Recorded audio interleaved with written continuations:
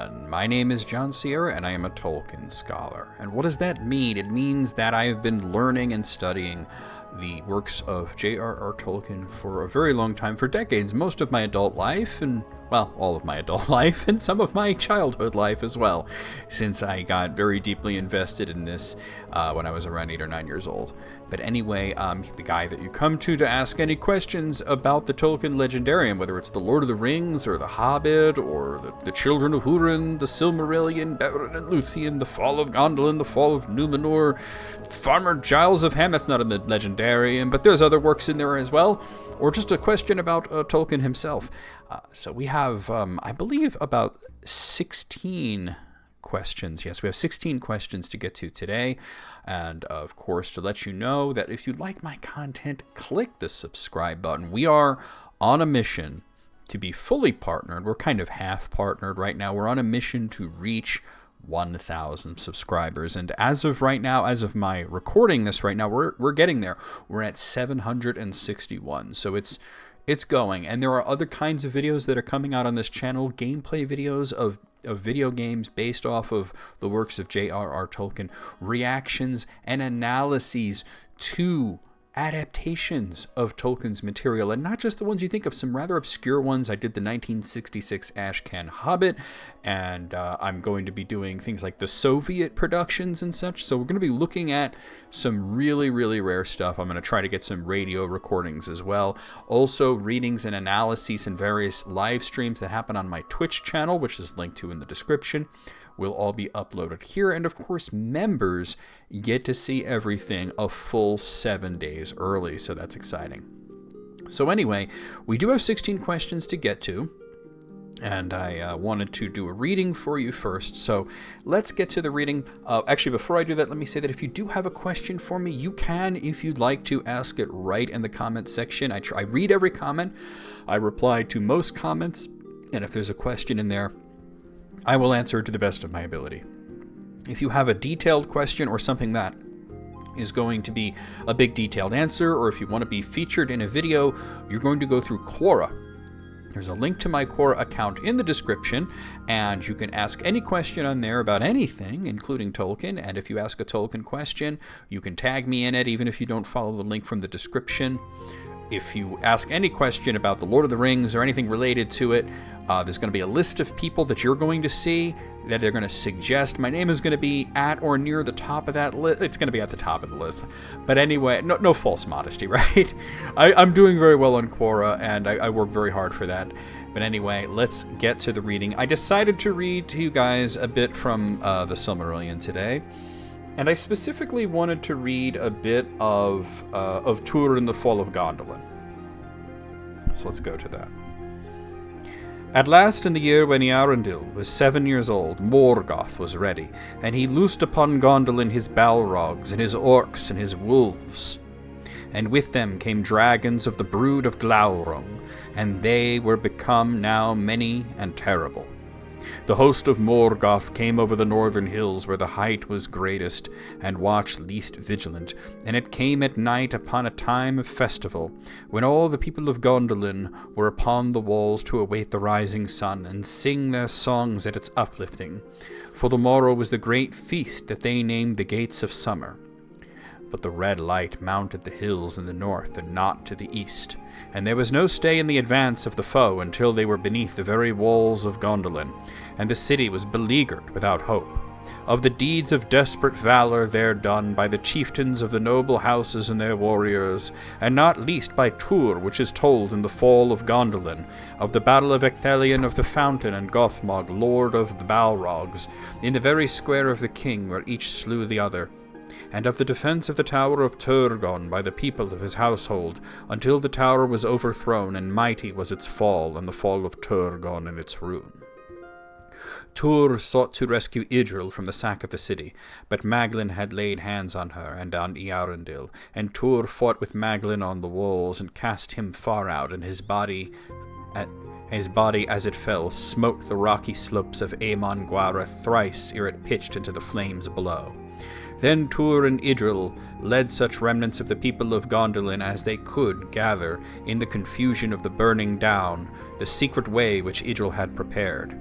and of that passage the captains of Angband knew nothing, and thought not that any fugitives would take a path towards the north, and the highest part of the mountains, and the nighest to Angband. The fume of the burning, and the steam of the fair fountains of Gondolin withering, and the flame of the dragons of the north, fell upon the vale of Tumladin in mournful mists.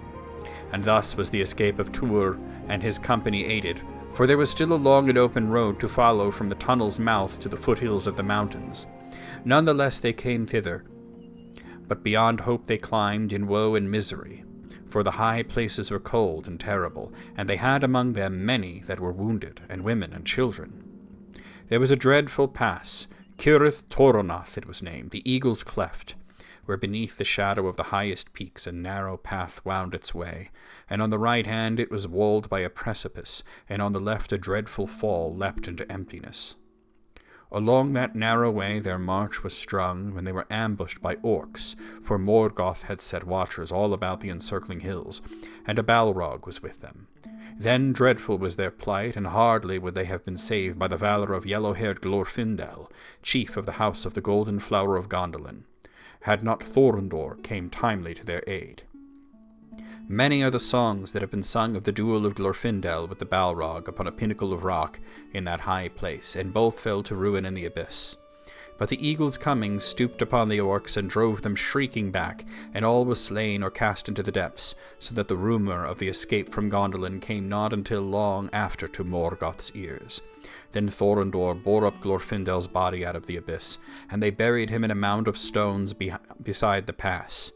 And a green turf came there, and yellow flowers bloomed upon it amid the barrenness of stone until the world was changed.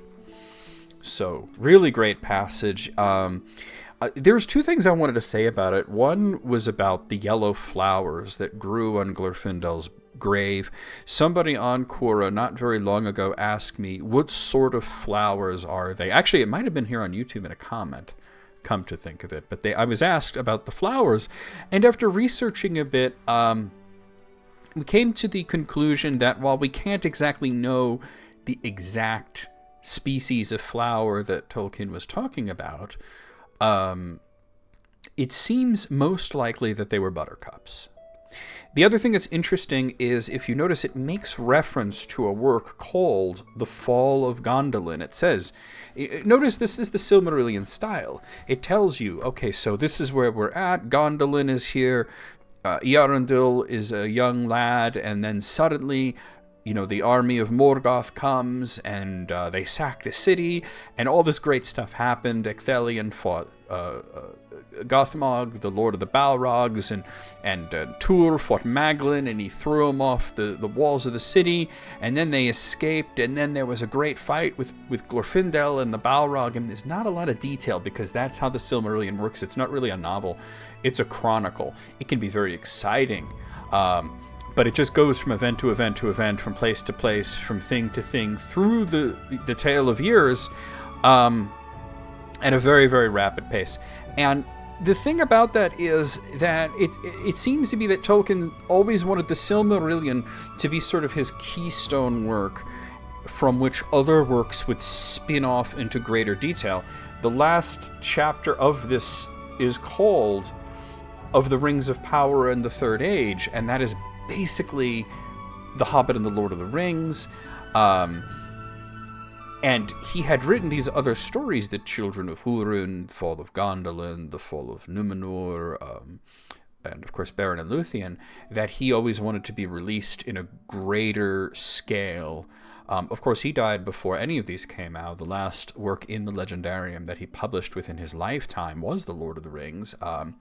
And, he lived for another 20 years after that, so he was working on the Silmarillion and all these stories, and none of them were really finished. This is a very, very unfinished work. But it's interesting that even in the late 70s, when this was released in 1977, they were make reference to The Fall of Gondolin, and then that didn't come out until I think 2012 or so, The Fall of Gondor. So it's, because Children of Húrin was like in 2007, and I think then Beren and Luthien was like shortly after that, and then The Fall of Gondolin, and The Fall of Númenor was very recent. But anyway, we're going to get to your questions here. We have 16 questions to get through, so let's start with the first one.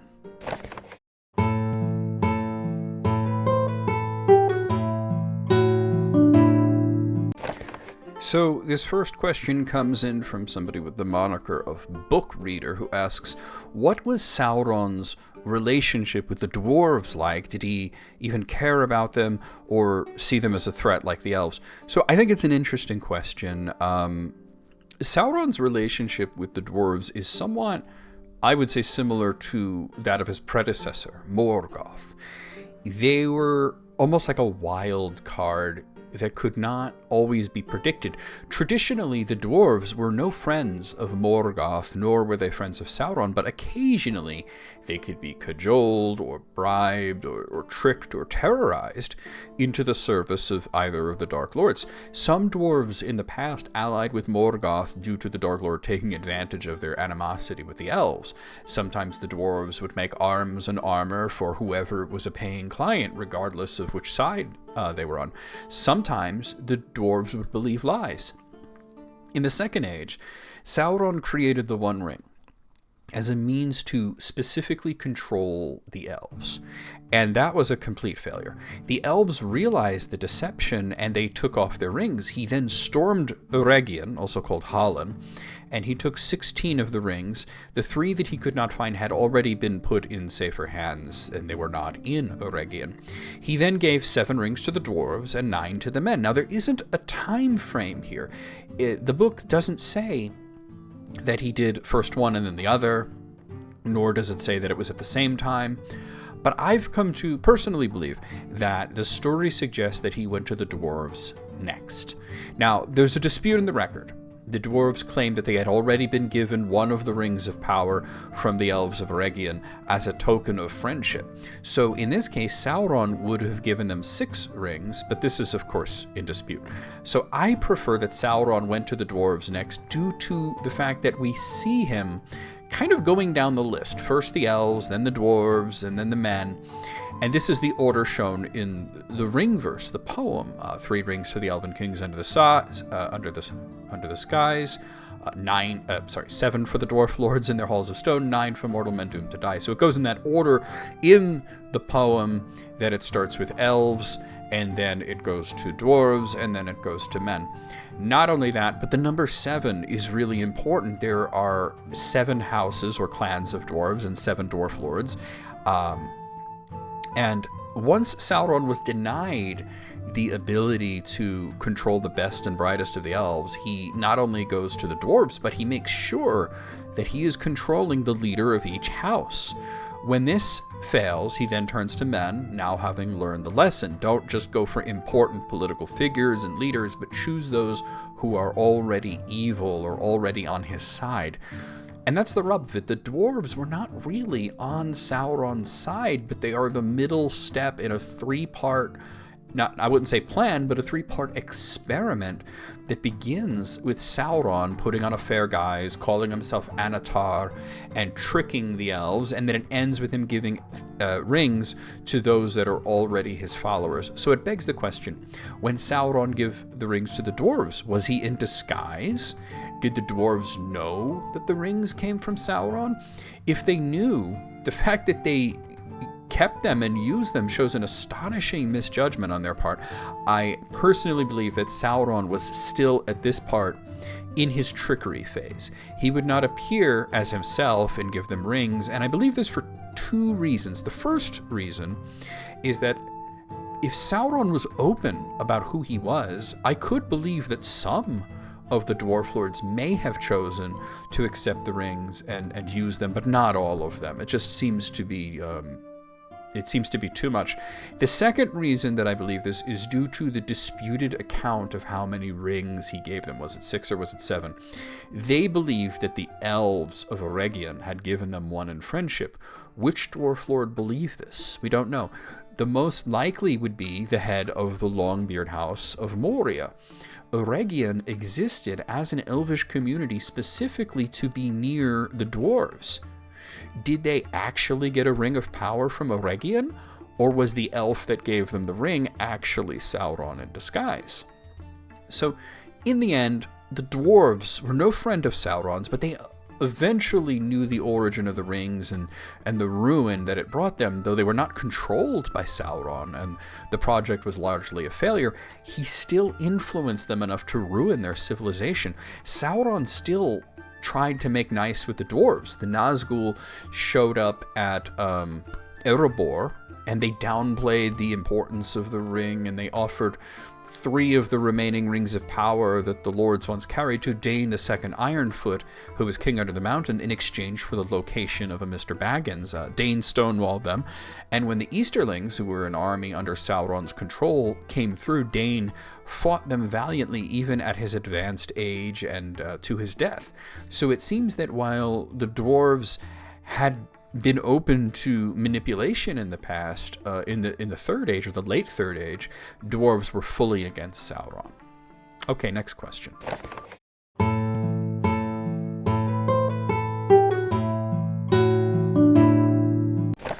What race in The Lord of the Rings is the most technically advanced, and why?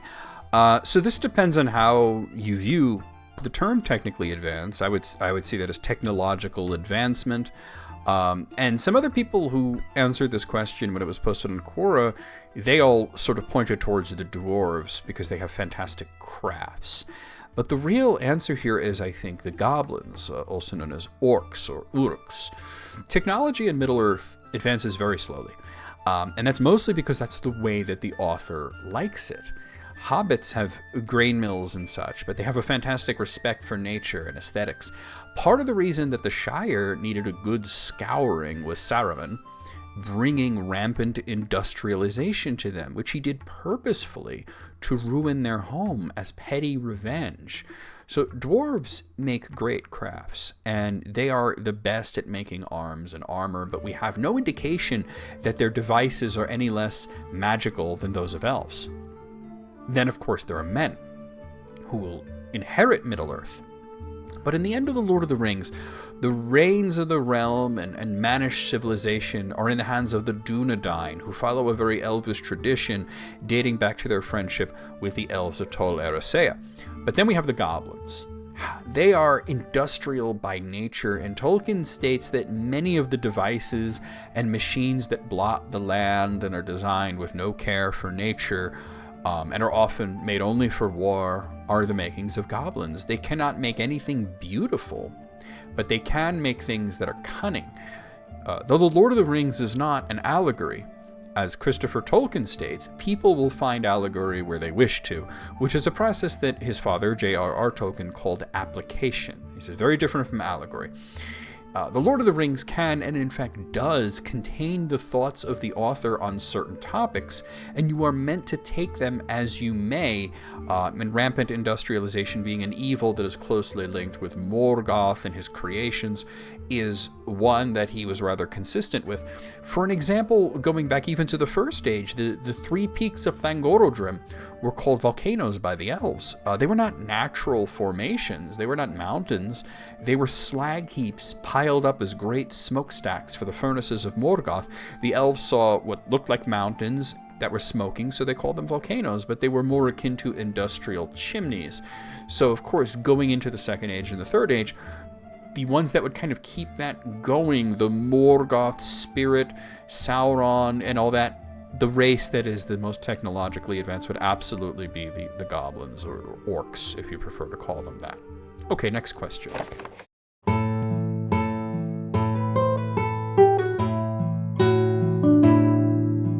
Okay, so this next question came in by a request from, and I hope I'm saying this, Kumali Kokavali. Please correct me if I did not say your name right. What if Fëanor and the host of the Noldor appeared in the Battle of Pelennor Fields?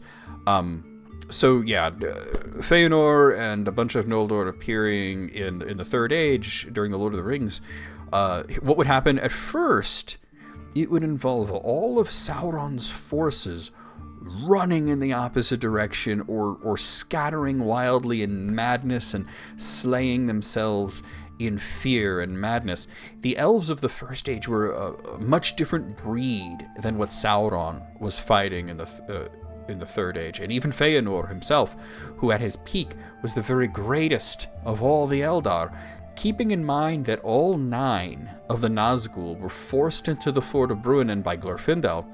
Imagine 1,000 Glorfindels, and you'll understand why I said this. Sauron would be totally defeated, and this would be a bad thing.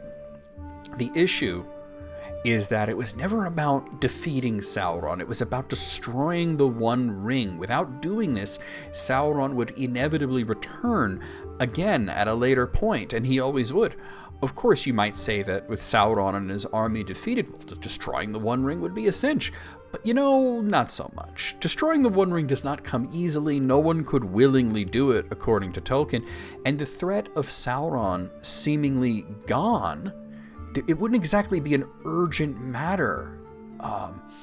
So it would become far easier for anyone who held the ring to reason that it would be better to hold on to it and to keep it safe. They wouldn't have as much of a pressing reason to do this because he's gone, right? And there was a little bit of that sort of attitude at the Council of Elrond where Glorfindel actually said, why don't we just toss it into the ocean? And Gandalf said, well, it will eventually surface up. Things change. It was in the bottom of a river for a long time, and then it showed up. And what we really would be doing is kicking the can down the road, leaving it for a later generation to deal with. And that's not right while we have the opportunity to end the threat of Sauron here and now. So without that urgency of there being a war, ideas like that, to keep it safe, to put it away somewhere, to toss it where no one will find it, those start to sound like much better ideas, and that's probably what would happen. And then of course it would resurface, and even if it didn't resurface, Sauron was always in rapport with the power of the ring. He didn't actually need it. He wanted it. He desired it greatly, but he didn't actually need it. Okay, next question.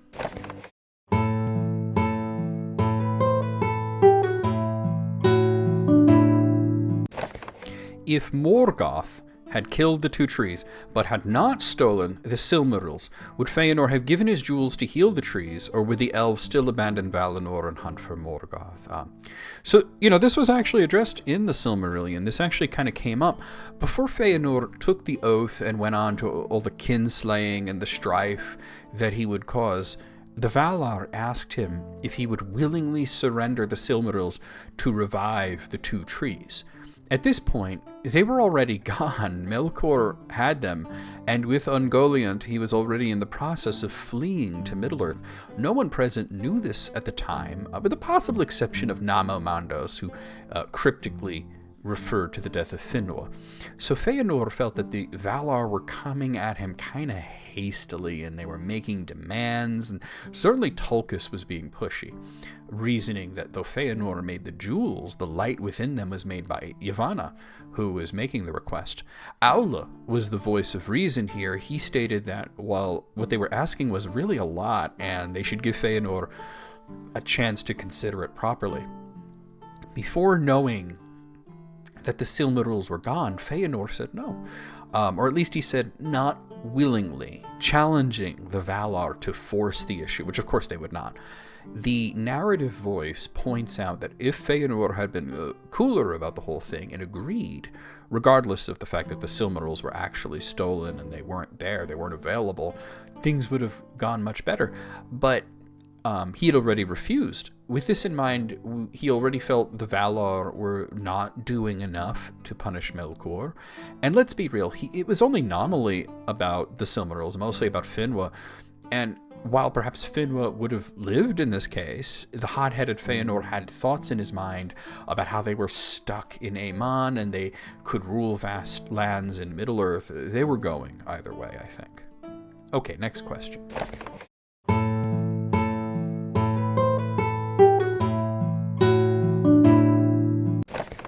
Okay, so this question came in from Zorua Galaxy, who asks, what sort of animals or creatures lived in Valinor in the books or notes of Tolkien? Was it any different from Middle-earth? So good question. By Valinor, I assume what you really mean is the Undying Lands, which comprises the continent of Aemon and several surrounding islands, and this would include several countries, which include which includes Valinor. Firstly, there are animals there, and secondly, they were indeed functionally immortal, as were the plants, meaning that they would persist until the end of the world, unless destroyed by physical force. This also applied to plants, down to the lowliest blade of grass. This immortality was a blessing of the Valar for their own delight. Because they wished death not to stain the land at all.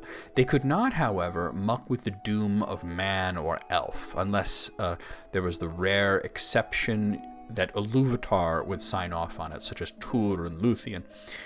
This is why mortals were not brought to Aman. The Valar had the power and the authority to make animals immortal or to make plants immortal, but they didn't have the authority to make men immortal. A lot of this information was published rather obscurely, such as in La Fuille de la Campagne, Volume 3, J.R.R. Tolkien, L'Effigie dos Elves, and even then, the publication was complicated. It was delayed by like 8 years, and many of the notes were either reprinted or summarized in books such as Morgoth's Ring and The Peoples of Middle-earth. Tolkien does not give an accounting of all the animals and plants, but he notes that while there are animals in the Undying Lands that are the same animals that are in Middle-earth, there are some animals that are only found in the Undying Lands, and there are some animals that are only found in Middle-earth. But he says that they're not like crazy magical creatures or anything like that. He uses the term ordinary beasts. So you can kind of use your imagination a little bit that they just might have different types of horses, like the Mearis, of which Shadowfax was a kind, is said to descend from a breed of horses from the Undying Lands, for example. Okay, next question.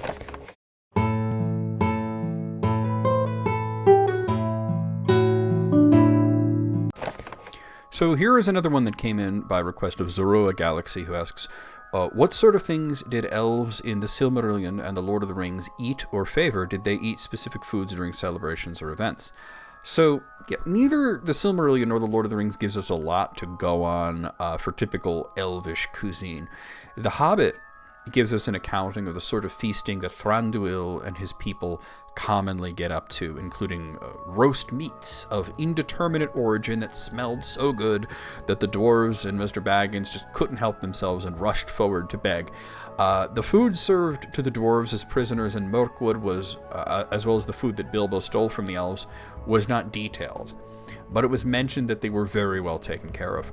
The Lord of the Rings has Gildor and his company serve Frodo, Sam, and Pippin fruit and a strong liqueur of unknown make. And of course in Lothlorien they are given lembas for the road, but no great description of typical meals are given. Gildor and his company were traveling, and thus they likely harvested the food right from the forest itself.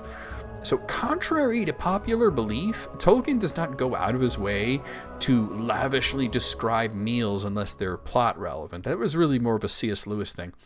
And it almost never happens in The Lord of the Rings or The Silmarillion. The single example of a food being described lavishly like that was in The Hobbit, and it was everything that Bilbo served to the dwarves at the start of The Hobbit. So it seems that, they do a lot of feasting. We don't know if they're eating special foods for feasting or not, but they definitely eat meat, they definitely eat fruits, they definitely drink a lot of wine and liquor and beer, so yeah. Okay, next question.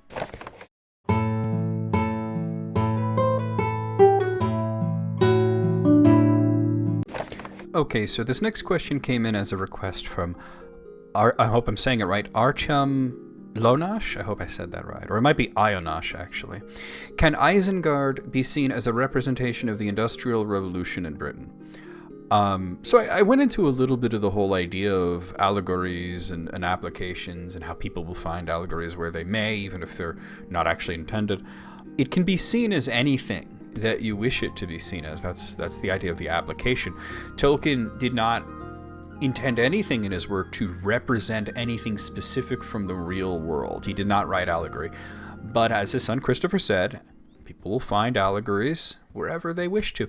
Tolkien, of course, he was about application, the freedom of the reader to take anything from his work, which he described as not allegory, but literature and didactic in nature, meaning that it can teach a lesson, but not through hidden meanings as an allegory may.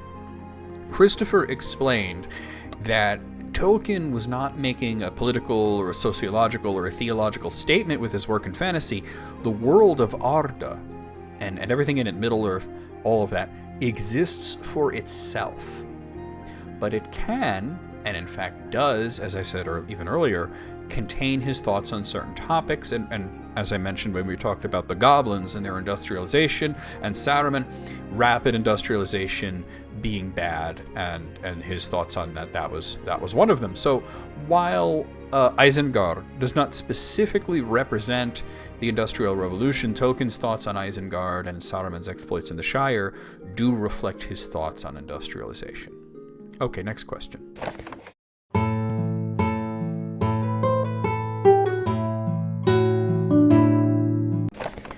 Okay, so here's a question that came in from a Dominic Gosselin, who asks, what exactly are the vampires in Middle-earth? Is there any significant role for them in Tolkien's lore and writings? So Tolkien's vampires are bat-like humanoid creatures that were created by and mostly served Sauron.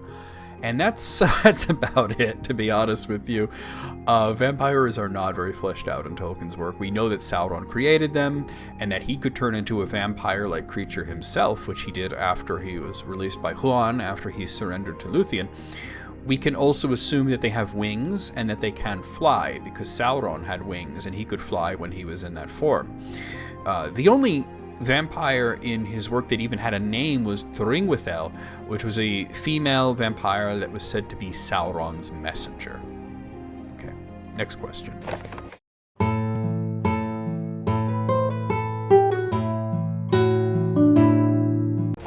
Okay, here's a question that came in by request of a Connor Haynes, who asks, and this is a really interesting one, we talk about this one a lot in Tolkien circles.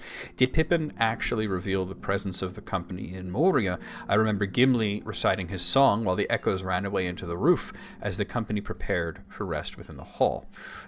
Good question, and a good point that is brought up in the question. I would say that it's ambiguous in the text, and I would say purposefully so. There's a lot of things in, especially the Fellowship of the Ring, that are ambiguous for various reasons. Tolkien never tells us directly whether Pippin casually tossing a rock into a well directly riled up the orcs, or the Balrog, or both, or whether it was a coincidence. Bilbo, if he were present, might have suggested that they were already making an awful racket, or at least everyone who wasn't a hobbit was making an awful racket just by walking. Gandalf was glowing. Guys like Gimli, Aragorn, and Boromir are not quiet when they're walking around. And in such an echo-filled area, it's hard for 9 travelers to go by undetected. While Pippin's rock may have very well been heard, one may say the same for Gandalf yelling. And to be honest, rocks shifting and falling in a ruin like Moria was probably pretty common. It's several minutes later that the group hears a tapping far off, and then another tapping that was not an echo. Gimli states that it's the sound of a hammer being struck, perhaps as a means of communication. Gandalf states that it might have nothing to do with Pippin's little misadventure, but it is true that something may have been riled up. Personally, I've always been of the opinion that Pippin and his rock had nothing to do with riling up the orcs or the Balrog. They were probably already aware that there were people in Moria. And if anything, the Fellowship makes no attempt at really being stealthy after this incident. Gimli sings a loud song, which is a point that was brought up in the question. And then they spend a long time hanging around in Balin's tomb, which was clearly the site of a great battle. Well, the film version certainly played up how loud Pippin's mistake was, and it seemed to suggest that it was the cause of their later misfortunes. We must remember that in the book, they went to sleep after this. Gimli sang a song, and then they had a lot more traveling before getting to the action part of it. Gandalf does yell at him, but not because the noise might awaken something, but because Gandalf was lost and he was attempting to concentrate and find his way and discern which path to take, and throwing a rock down the well broke his train of thought. Okay, next question.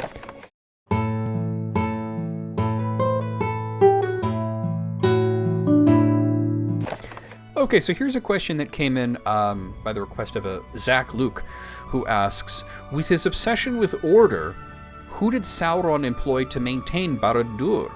I can't imagine orcs make good cleaners. Okay, you're probably right about that. Sauron's desire for order has nothing to do with cleanliness, though.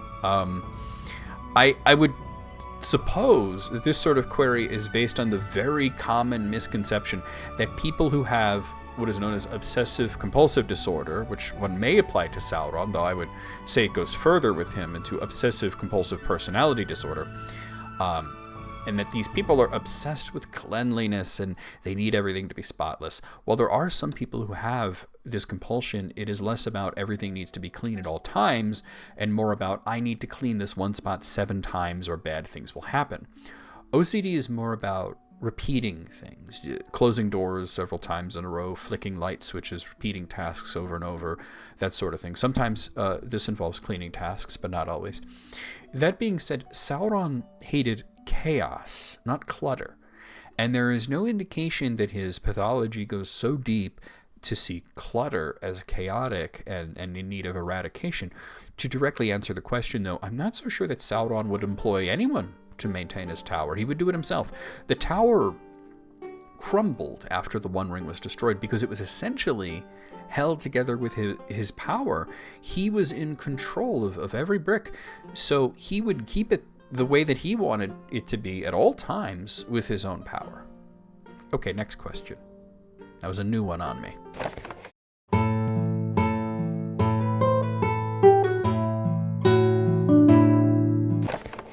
What happened to the other magical rings after the events of The Lord of the Rings? Were they also destroyed with Mount Doom? Out of the 15 surviving rings, 12 of them were likely destroyed, and the remaining 3 lost their power. So out of the rings of power, we can break them into groups, the 9, the 7, and the 3. Sauron had all of the 9. He had taken them back from the Nazgul to hold himself. It's not known exactly when he did this, but we know that he did do it, and they would have been in the tower with him when it crumbled. If the rings somehow survived such a calamity, they would be buried under a lot of rubble, and even if it were possible to recover them, they would have no power. Out of the 7, 4 had already been destroyed by dragons, and the remaining 3 were recovered by Sauron, so he had them with him, just like the 9, and they shared the same fate as the 9. The 3 were accounted for. They were held by Elrond, Galadriel, and Gandalf. Elrond first mentioned in the Council of Elrond section that the destruction of the One would likely mean that the Rings of Power would lose their magic as they were bound to the One. Galadriel had held a similar belief. And they both turned out to be right, and at the Grey Havens, Frodo was able to see Gandalf's ring plainly as he saw Elrond's and Galadriel's, and they were no longer invisible, they were no longer hidden, they were just ordinary rings now. The 3 all passed into the west with their bearers. Okay, next question.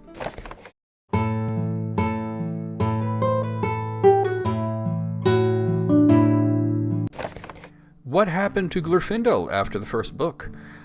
Assuming, of course, that you mean the Fellowship of the Ring, there's not much that we know about Glorfindel and what he did after that, but I can give you an educated guess. The one thing that we are absolutely sure of about Glorfindel after the Fellowship of the Ring is that he attended Aragorn and Arwen's wedding. After that, he's not mentioned, and we don't know what he was up to during the war, other than he was probably doing whatever it was that Elrond was doing, as he was in Middle-earth specifically to assist Elrond. This suggests that Glorfindel may have passed to the west on the same ship that bore Elrond, as his mission was now over. It had come to a close, though he isn't stated to be present. Galadriel is mentioned, Gildor is mentioned, Gandalf, Frodo, and Bilbo, and all those that were saying goodbye to them. Círdan was present. Of course, he didn't pass to the west. Not yet, at least. It's possible that the in-universe author of this section, which would be Samwise, did not notice Glorfindel, or maybe he was already on the ship. It's also possible that he tarried for a while in Middle-earth after Elrond had already sailed. Perhaps he had some business to put to a close, but we don't really know. Okay, next question.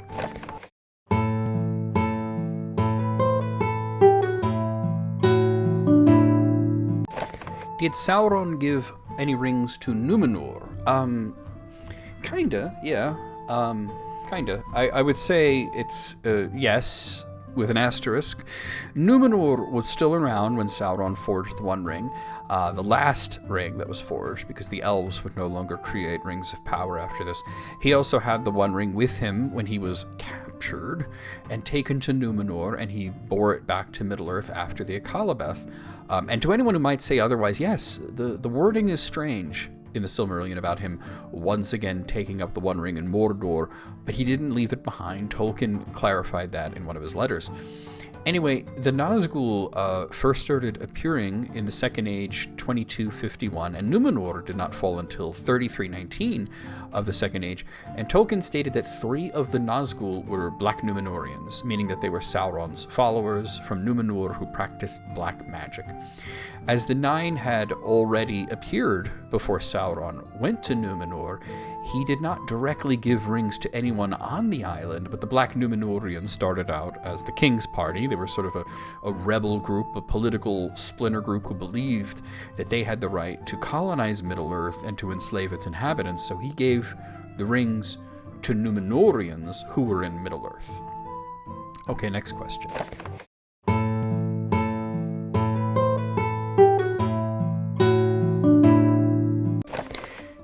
Here we go, the eagle question. So, it comes up again and again and again, and here it is. Sure, this must have been asked and answered before, but why didn't Frodo ride an eagle to Mount Doom? So here I am tackling this yet again. I don't think I've actually covered this on the YouTube channel specifically, but every once in a while, I have to slap this one down. It's never really fun, but the question never really goes away. I could go into a lot of reasons why this didn't happen. There wouldn't really be a story or much hardship. The Eagles are not a taxi service. No one can summon or control the Eagles other than Manwë. They can't carry people that far. One of them may suddenly just say, "Give me the ring or I drop you," blah, blah, blah, blah, blah, blah, blah. There's scores of reasons that trying to ride an eagle into Mordor is a bad idea, but I'm just going to focus on one. It wouldn't work. The mission was a mission of stealth. It's the reason that the Fellowship struck directly south out of Rivendell across wild country instead of taking roads. The roads were watched. After the failed attempt at crossing the Misty Mountains via Caradhras, they had 2 choices. Continue south through the Gap of Rohan or go under the mountains via Moria. Moria seemed by far the more dangerous route, but it is the one that they took due to the stealthy nation of the quest. While they were having a debate about this, a flock of Cribine, birds that is, flew overhead, and they were known spies of Saruman. Saruman was not the only one who was watching. Sauron had eyes and ears everywhere, and the eagles are not subtle and they're not stealthy.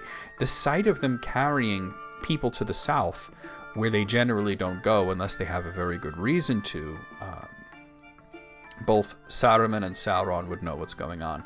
Sauron has an air force. He has the flying Nazgul birds, and there were orcs that were proficient with bows and even rudimentary cannons, which were alluded to in The Hobbit. The eagles are also not said to fly anywhere that they might get shot. This is why they don't fly Bilbo to Erebor or even to Mirkwood. The men that lived in and around Mirkwood would shoot at them because they thought they were after their livestock, and Gwaihir even said that they were usually right. Even if somehow they got as far as Mordor without being noticed, Sauron would just see them coming. Without a war to distract Sauron, Mordor would be jammed packed full of orcs with bows, and as soon as Sauron figures out what's going on, he's going to close Samath Naur up. Not to mention that flying directly to Mordor in this fashion erases the most important part of the story, or at least the most important part of the climax of the story, which is Gollum. Gollum's part in the story, and that's necessary. No one could willingly destroy the One Ring, so even if somehow Frodo got to Samath Naur via Eagle, which seems impossible for so many, many reasons, only some of which I've talked about here, what's he going to do? Is he really going to throw it in there? Probably not. No one could willingly destroy the One Ring, and Gandalf said it best, Gollum had a part to play before the end. So if you bypass Gollum You bypass a lot of different things like that. It's just not going to happen. It wouldn't work. Okay, next question.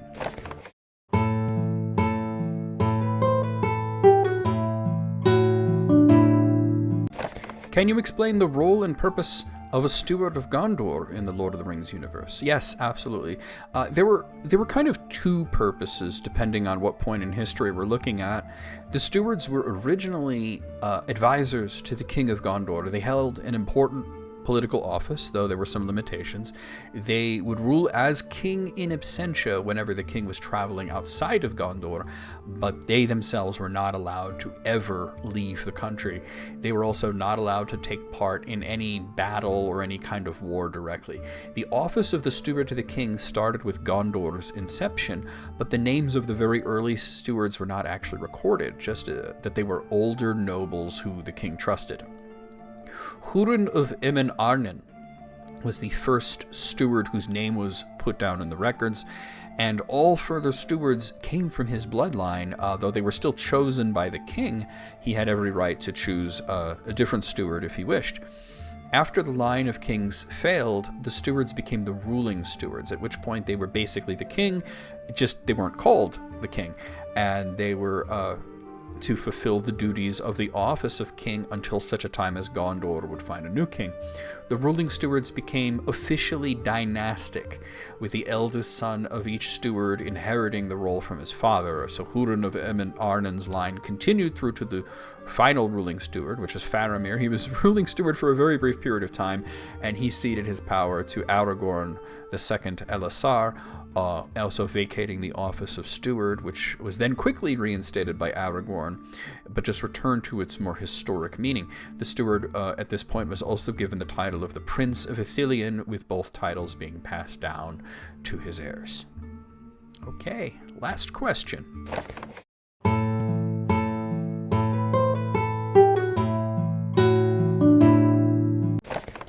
Were there other sentient species living in Middle-earth besides dwarves, men, elves, and orcs? Yes, absolutely. There certainly were. I don't want to get into too much of the sort of semantic argument between sentient and sapient. It seems that I can't even say the word sentient without some knob bursting through the wall, Kool-Aid Man style, and going, "Don't you mean sapient?" No, I didn't in that instance. That's why there's two different words. I'm just having a bit of fun. I'm sorry. But they do have a similar meaning. Sentience suggests awareness of one's surroundings. Sapience suggests intelligence. I said that it's difficult to have one without the other. That being said, you mentioned elves and men, the children of Iluvatar, as well as Iluvatar's adopted children, the dwarves. Also included are the goblins, or orcs, or uruks, whatever you want to call them, and they're a mockery of Iluvatar's children. But nonetheless, they're still, I would say, both sentient and sapient. I think that the criteria that we'll use here is speaking with voices. It's a pretty good criteria. So using speaking with voices as our criteria, we have the following. We have the Ents. We have dragons, mostly in the far north, and they were diminished, although, well, actually, see, I was coming at this with sort of a third age mindset, but you never actually specified at what point in history, so I could go much further.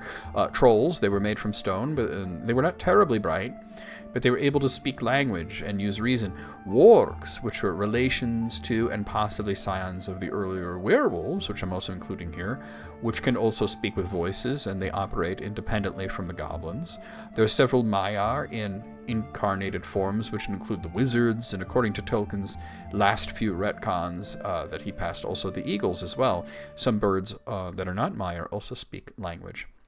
The Valar, whenever they actually were in Middle-earth, in the very early period they were in Middle-earth, and only after that Melkor remained and reside there, although Ulma would visit. So there were several spirits of indeterminate nature, which is a vast net that encompasses everything from Tom Bombadil to Ungoliants and Har-Scions, like Shelob and Runbrood of talking spiders. We don't actually hear Shelob speak, but we hear her children speak in The Hobbit. So, and then were vampires. I mentioned this earlier. There were vampires in Tolkien's world. We don't really know if they speak with voices, but they can communicate in some way, as the only named vampire, Turingwithil, was specifically said to be a messenger, so we could assume that she could at least speak with a voice or communicate complex thoughts in some way. There were various undead, such as wraiths and wights and hoorns. They may not be sapient, but they're essentially trees with spirits, and Treebeard describes them as becoming entish. And I feel like we're forgetting one really important... Oh, yes, of course, hobbits. I was actually shocked that that wasn't listed in the question itself, because I'm reading the question again. It says dwarves, men, elves, orcs. You did forget hobbits there, so I have to include that as well. Anyway, that was our last question for this week, and I found this to be a very fun episode. We will, of course, have another episode next week. Be on the lookout for several different videos as well. Consider membership, because you get to see all the videos very early, up to and including a week early.